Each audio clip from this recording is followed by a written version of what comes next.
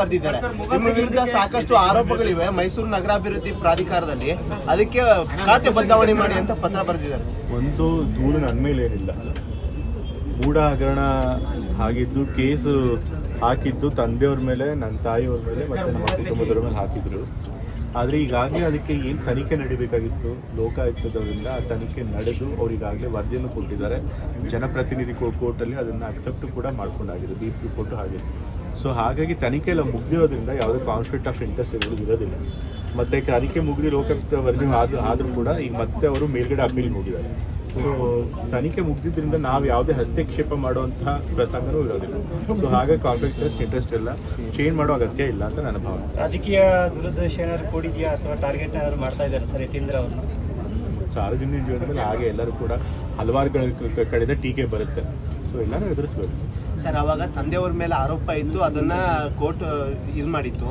ಇವಾಗ ನಿಮ್ಮ ಮೇಲೆ ಇಷ್ಟೊಂದು ಆರೋಪ ಮಾಡ್ತಿರೋದು ಯಾಕೆ? ನನ್ನ ಮೇಲೆ ಯಾವ ಆರೋಪ? ಖಾತೆ ಬದಲಾವಣೆ ಮಾಡಿ ಅವರು ಆರೋಪ ಮಾಡ್ತಿರೋದು ನನ್ನ ಮೇಲಲ್ಲ, ಹಿಂದೆ ತಂದೆಯವ್ರ ಮೇಲೆ ಆರೋಪ ಬಂದಿರೋದಕ್ಕೆ ಕಾನ್ಫ್ಲಿಕ್ಟ್ ಆಫ್ ಇಂಟ್ರೆಸ್ಟ್ ಆಗುತ್ತೆ. ಸೊ ಹಾಗಾಗಿ ಚೇಂಜ್ ಮಾಡಿ ಅಂತ ಕೇಳಿದ್ರು. ಬಟ್ ನಾನು ಈಗಾಗಲೇ ಹೇಳಿದಾಗಲೇ ತನಿಖೆ ಮುಗಿದಿದೆ. ತನಿಖೆ ಮೇಲೆ ನಾವು ಹಸ್ತಕ್ಷೇಪ ಮಾಡೋದಾಗಲಿ, ಇನ್ಫ್ಲೂಯೆನ್ಸ್ ಮಾಡೋದಾಗಲಿ, ಪ್ರಭಾವ ಬೀರೋದಾಗಲಿ ಪ್ರಸಂಗನೇ ಬರೋದಿಲ್ಲ. ಸೊ ಹಾಗಾಗಿ ಯಾವುದೇ ಕಾನ್ಫ್ಲಿಕ್ಟ್ ಆಫ್ ಇಂಟ್ರೆಸ್ಟ್ ಇಲ್ಲ. ಹಾಗಾಗಿ ಖಾತೆ ಬದಲಾವಣೆ ಮಾಡೋ ಅಗತ್ಯ ಇಲ್ಲ ಅಂತ ನನಗೆ ಅನಿಸುತ್ತೆ. ಈಗ ಸಂಪುಟ ವಿಸ್ತರಣೆ ಯಾವಾಗ ಇದಾಗ್ಬೋದು ಸರ್? ಸಂಪುಟ ವಿಸ್ತರಣೆ ಹೈಕಮಾಂಡ್ ಅವ್ರು ಯಾವಾಗ ಕರೆದು ನಾವು ನಮ್ಮ ವರಿಷ್ಠರ ಜೊತೆ ಚರ್ಚೆ ಮಾಡಿ ತೀರ್ಮಾನ ಮಾಡಬೇಕು. ಸೊ ಹಾಗಾಗಿ ಅವ್ರು ಯಾವಾಗ ಕರೀತಾರೆ ಆವಾಗ ಆಗುತ್ತೆ. ಬಹುಶಃ ತಿಂಗಳೊಳಗೆ ಆಗುತ್ತೆ ಅಂತ ಹೇಳಿ ನಾನು ಅಂದ್ಕೊಂಡಿದ್ದೀನಿ. ಸರ್ ತಾವೇನಾದರೂ ಹೆಚ್ಚುವರಿ ಖಾತೆ ಅಥವಾ ಖಾತೆ ಬದಲಾವಣೆ ನಿರೀಕ್ಷೆ ಮಾಡಿದ್ದೀರಾ ಸರ್? ನಿರೀಕ್ಷೆ ಮಾಡಿಲ್ಲ. ಸೊ ಹೈಕಮಾಂಡ್ ಅವರು ಏನು ತೀರ್ಮಾನ ಮಾಡಿರೋದು ಅದಕ್ಕೆ ಬದ್ಧವಾಗಿರ್ತೀವಿ. ಮತ್ತು ಈಗಾಗಲೇ ಖಾತೆ ಕೊಟ್ಟಿದ್ದಾರೆ, ಮತ್ತು ಹೆಚ್ಚುವರಿ ಖಾತೆಯನ್ನು ಬಯಸಿಲ್ಲ. Sir, NDA leader allegation Karnataka government misuses the BLO in the SIR process. ಖಂಡಿತ ಯಾವ BLAಗಳು ಕೂಡ ಮಿಸ್ಯೂಸ್ ಆಗಿಲ್ಲ. ರಾಮನಗರದ ಯಾವುದೋ ಒಂದು ಇನ್ಸಿಡೆಂಟ್ ಅವ್ರು ಹೇಳ್ತಾ ಇದ್ದಾರೆ. ಬಟ್ ಅಲ್ಲಿ ನೋಡಿದಾಗ ನಿಮಗೆ ಗೊತ್ತಾಗುತ್ತೆ, ಅಲ್ಲಿ ಎಷ್ಟೋ ಜನ ಪಾಪ ಹೊರಗಡೆ ಇದ್ದವರು, ಅವರು ರಾಮನಗರದಿಂದ ಹೊರಗಡೆ ಕೆಲಸ ಮಾಡ್ತಿದ್ದವರು ಇವಾಗ ಅಲ್ಲಿಗೆ ಬಂದಿದ್ದಾರೆ. ಅವ್ರಿಗೆ ಮಾಹಿತಿಗಳನ್ನು ಕೊಡಬೇಕು ಅಂತ ಹೇಳಿ ಅವ್ರನ್ನ ಒಂದು ಕಡೆ ಸ್ಕೂಲಲ್ಲೋ ಎಲ್ಲ ಸ್ಕೂಲ್ ಪಕ್ಕದಲ್ಲೇ ಒಂದು ಸಮುದಾಯ ಭವನದಲ್ಲಿ ಸೇರಿಸಿದ್ದಾರೆ.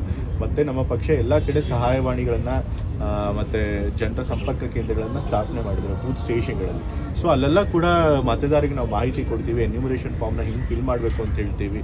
BLOಗಳಿಗೂ ಕೂಡ ನಾವು ಸಹಾಯ ಮಾಡ್ತೀವಿ. ಸೊ ಅದನ್ನೇ ಅವರು ಮಿಸ್ಯೂಸ್ ಅಂತ ಹೇಳಿ ಅದನ್ನು ತಿರ್ಸ್ತಾ ಇದ್ದಾರೆ. ಸರ್, ಇವತ್ತು ಕುಮಾರಸ್ವಾಮಿ, ಪ್ರಹ್ಲಾದ್ ಜೋಶಿ ಎಲ್ಲ ಎಲೆಕ್ಷನ್ ಕಮಿಷನ್ ದೂರು ಕೊಡ್ತಾ ಇದ್ದಾರೆ ಸರ್. ಅವೈಜ್ಞಾನಿಕವಾಗಿ ನಡೆದಿದೆ ಈ SIR ಪ್ರಕ್ರಿಯೆ, ಇದನ್ನು ರದ್ದು ಮಾಡಿ ಅಂತ.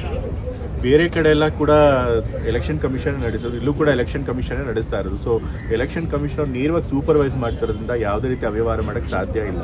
ಮತ್ತು BLOಗಳಿಗೆ ಮತ್ತು ನಮ್ಮ ವೋಟರ್ಸ್ಗಳಿಗೆ BLA 2ಗಳು ಏನು ನಮ್ಮ ಪಕ್ಷದ BLA 2ಗಳು ಹೆಲ್ಪ್ ಮಾಡೋ ಪ್ರಯತ್ನ ಮಾಡ್ತಾರೆ. ಅವರು ನಾವು ಅದನ್ನು ಇನ್ಫ್ಲೂಯೆನ್ಸ್ ಮಾಡ್ತಿದ್ದೀವಿ, ಮ್ಯಾನಿಪುಲೇಟ್ ಮಾಡ್ತಿದ್ದೀವಿ ಅಂತ ಹೇಳಿ ಸುಳ್ಳು ಹೇಳ್ತಿದ್ದಾರೆ ಅಷ್ಟೇ ಹೊರತು ಚುನಾವಣೆಯಲ್ಲಿ ಯಾವುದೇ ಅವ್ಯವಹಾರ ಆಗಿಲ್ಲ. ಹಾಗಾಗಿ ಅವರ ಆರೋಪದಲ್ಲಿ ಯಾವುದೂ ಹುರುಳಿಲ್ಲ.